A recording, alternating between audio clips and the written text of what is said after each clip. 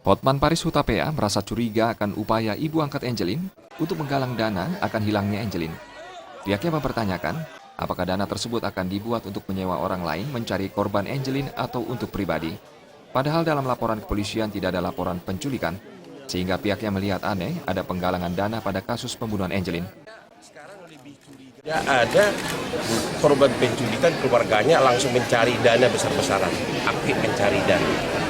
Itu, dan masalahnya kalau uang itu dipakai untuk menyewa orang mencari yang hilang, itu bisa kita maklumin. Tapi kan sampai sekarang, waktu di awal proses itu tidak pernah disewa orang untuk mencari Angelin kan. Jadi kenapa besar-besaran mencari dana?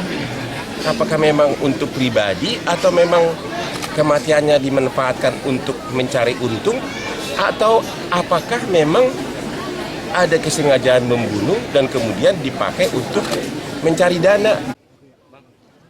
Pihaknya juga meragukan pernyataan kuasa hukum Margaret yang mengatakan bahwa lubang tempat korban Angelin ditanam tersebut merupakan lubang tempat sampah. Padahal melihat posisi lubang tersebut yang hanya sedalam 15 cm, tidak mungkin digunakan untuk tempat membuang sampah. Lubangnya itu di depan kandang ayam, ya, di depan kandang ayam. Jadi nggak mungkin di situ untuk sebagai tempat sampah. Karena karena lubangnya itu di halamannya kandang ayam. Padahal sudut-sudut pekarangan kan banyak kalau mau ditaruh sebagai tempat sampah. Rai dan Kadek Suantara, Bali TV.